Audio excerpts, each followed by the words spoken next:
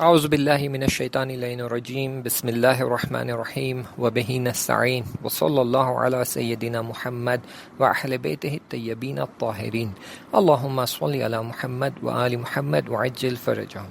This is the third chapter of the book In Search of Infinity. The title of the chapter is Backpacking Rice. I was a very active person.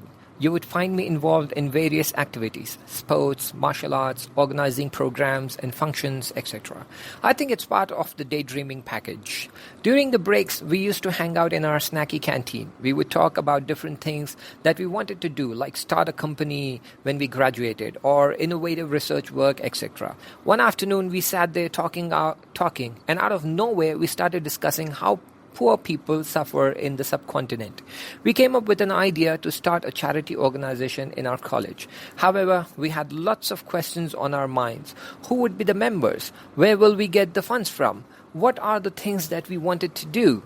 We said, to start with, let us all be the members and let us all contribute from our pocket money every month to the Corpus Fund and start the charity work. It was basic stuff. So nothing was written down. We all shelled out part of our pocket money, about 15 rupees each, the equivalent of 50 cents then.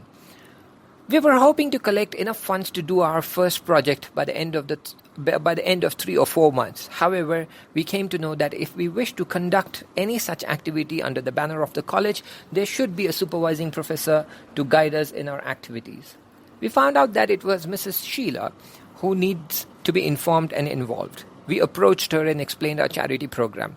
She was not only not convinced with it, but she also reprimanded us, saying that these are the new tricks that students are coming up with to escape studies and to waste their time and go out of the college campus. She went on for at least 30 minutes, telling us how flawed our plan was and how utterly it would fail and how we are good-for-nothing students.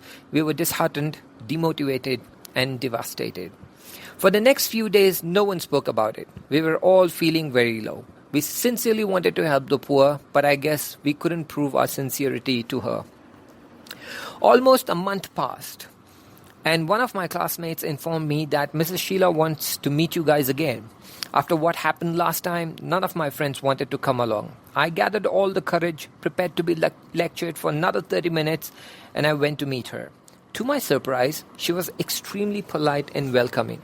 She sat me down, encouraged our idea, and then pulled out 2,000 rupees from her purse and gave it to me.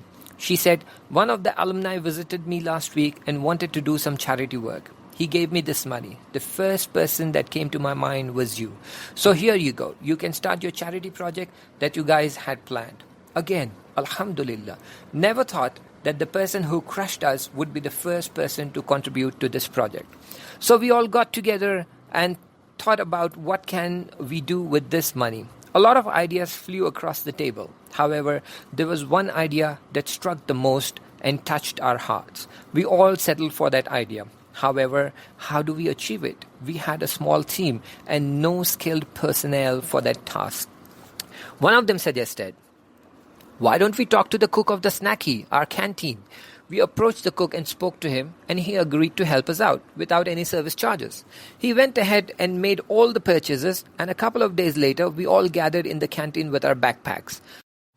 The idea was to cook some simple food, like rice or some pulao or some easy-to-carry food, and make packets of it, fill our backpacks, and set out on the streets, one on each direction. And wherever we find a beggar on the street side, we give him a pack of food. We stuffed our backpacks with food packets, and we each set out on the street. Every now and then I would find an old man or a lady sitting on the street side in torn clothes, waiting for a passerby to toss a coin or two. I would stop by them and hand them over a pack of food. Some were in a really dire state. Women abandoned by their husband with her kids in torn and tattered clothes. The hot asphalt is their playground, playing with bottles and wrappers that people throw away, happy with it and smiling with the joy of those little toys that they thought are priceless. We all returned after a couple of hours. Each of us had walked for a couple of hours until we ran out of our stock. We all gathered to report our progress, tired, sunburnt, dripping with sweat, but with a victorious smile. I cannot explain the satisfaction and the joy we experienced.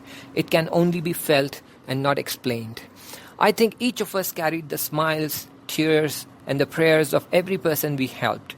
We just sat there for a while. No one spoke a word. I guess we were all crying inside. It takes a brave heart to bear what we have witnessed in those 2 hours on the streets. Inshallah, rest of the content will be covered in the next chapter. Until then, iltimas dua, Khuda Hafiz.